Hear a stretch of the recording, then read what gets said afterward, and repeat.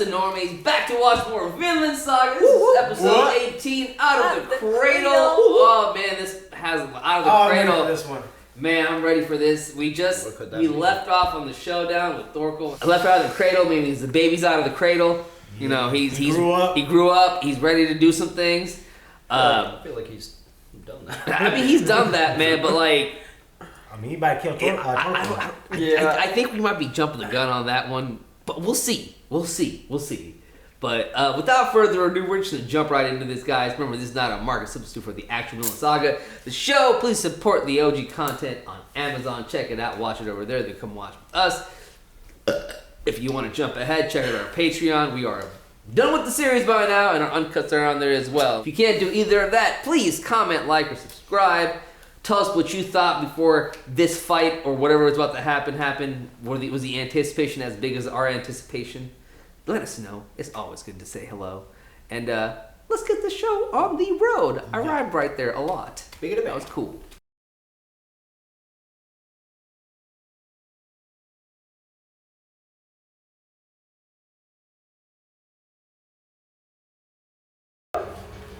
The king is back, y'all! Right, the king is back! I'm with it!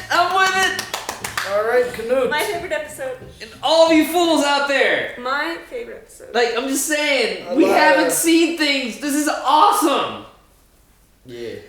That was so awesome. That was so good. Yeah. Okay, the one frustrating thing, just one thing, I'm gonna get this out of my system right now. I need to know what the relationship is between Thorkell and Thorfinn. I did. I think Pat, I don't know if Pat or Heath said it, but I think he's from Helga's side of the family. I said it. Oh, I'm so sorry. Okay. Because you were saying, I need to know. I didn't know you were the one speculating. I need them to confirm. Yeah, so I agree with you. I think he's from Helga's side of the family. Yeah, I think so. Based on the blonde hair. He said Helga was from like Jarls. a Jarl family, while Thorfinn just worked his way up.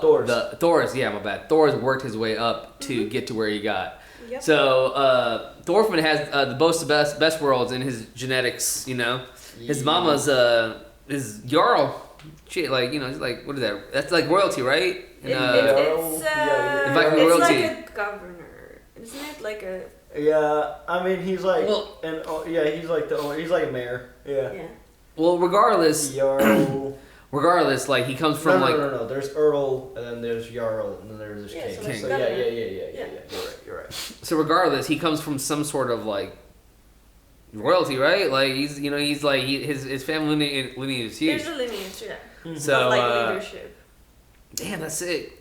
I can see that actually happen. I can see Helga and Thorkell being brother and sister, and that'd be the relation right there. Uncle and a nephew fight, but yeah, that's what I'm thinking.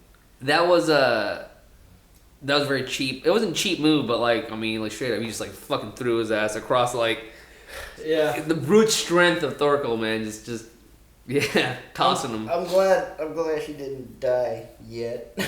I guess. I figured he wasn't gonna die, man. I feel like we're gonna see Thorkell for a minute. I hope so. I think there's gonna be a lot of back and forths on that. It's just anytime anybody calls a duel, it's like, okay, either this is gonna get interrupted or one of you has to die. Yeah. And, one of you has to die. So the scene with Canute and Ragnar was very heartfelt. I saw that. It was very, very heartfelt. And then the scene with, I forget the preacher's name, the priest's name. I think Atlas or whatever the fuck his name is. Yeah. That scene, I was a little bit, how do I say this, kind of confused. I think that seemed like washed over you guys. I don't think that you were really. No. I understand it now. It confused me. What confused me was him saying there was no love between humanity, but then I figured it out. Then it was like the love is the love of like Earth, of just like of giving yourself back to the planet and all that craziness.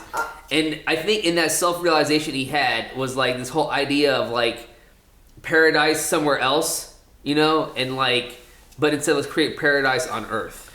Yeah, am I wrong in that? I understood it. I just didn't agree with it because it was very extreme and idealistic. Yeah. Very sad. Yeah, it was a very extreme and idealistic view of certain things, and they were speaking with. He's also a teenager.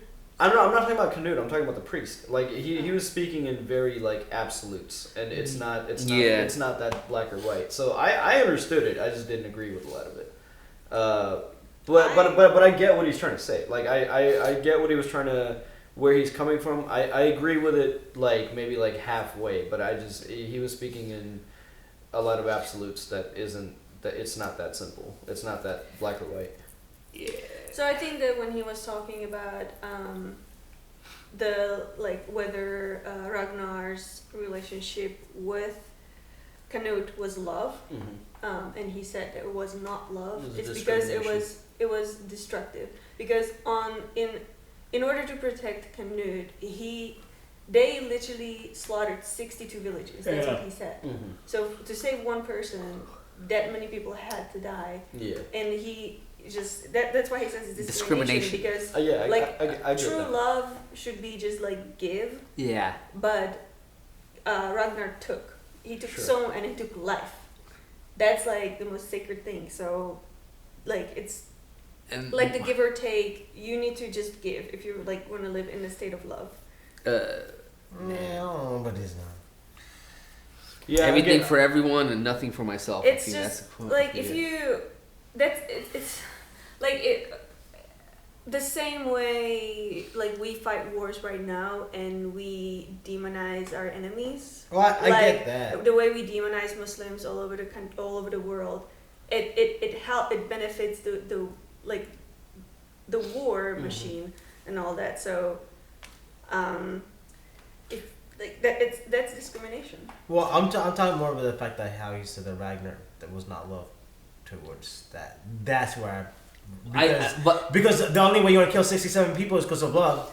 You were not going to do that if there was no 62 villages. Inherently, but I'm just trying to say, but like no, like if there was no love and if he didn't like or whatever, then he would have not done that. Yeah. But since he actually loved him, then he did that. He took that route. And that's the great discrimination. That's the great. But it's not discrimination. That's love. You discriminate other people's relationships. But that's but it's love. Both sides are right, and that's what was so. We didn't agree with the extreme. But it doesn't matter. But still love. It was just like here's the thing. The manner of phrasing because Pat's right. Ragnar did love him. That love was destructive and counterproductive to Canute's upbringing. I agree with that, but it is love. Yeah. And it is also discrimination. Both perspectives are correct. Yeah. But that's what I had a hard time with that scene. Is like I just didn't agree with the manner of speaking in such absolutes because it's not that you can't boil it down that simply.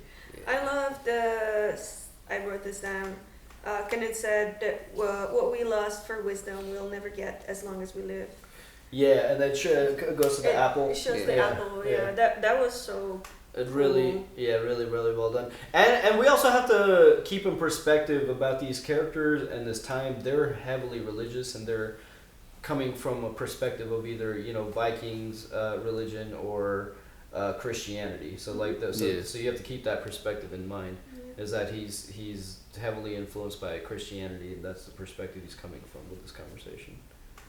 Yeah. So. But he's also rejecting it. Yeah, it definitely felt like he definitely renounced his religion there. Like, and I think it's kind of a parallel with Aslab. He got tired of waiting for what was his name from Avalon. Artorias. Artorias. So I think that's what Canute is doing. It's like, well, God, if you're not going to help us, then I guess we'll make paradise here. I like that. I really like that, and I feel like, and you know what, man, a lot of you humans out there, y'all need to listen to that for real. Create the paradise here, man. Don't be waiting for the paradise out there. Be the change you wish to see. Seriously, it happens in all religions. Yeah, so I really like that. There's a lot of cool parallels you can draw between like multiple characters. Yeah, it's pretty cool. The fight scene was really cool. Everything was great. It was a really good episode. Definitely one of the better of the whole. Dude, these last couple episodes have been fucking just like on par, really, really good. They've ramped it up a lot. Yeah, because it's just ramping down. I just wonder where it's going to end up at the end of the show.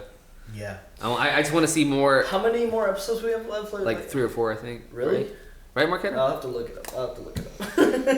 We're almost done. But 5 at least. Check. think 5 at least. But this has been really good. I'm excited to learn more and where it goes from here and what Canute's about to do. But it looks like. Hey, I just want to say Canute's arc right here. That shit was dope. You know what I mean? You know. I am So I gotta say, number one fan of Canute right now. There's only certain things you can learn, but it's like what Ragnar said. You can only realize certain things after you've experienced a loss, and it's like.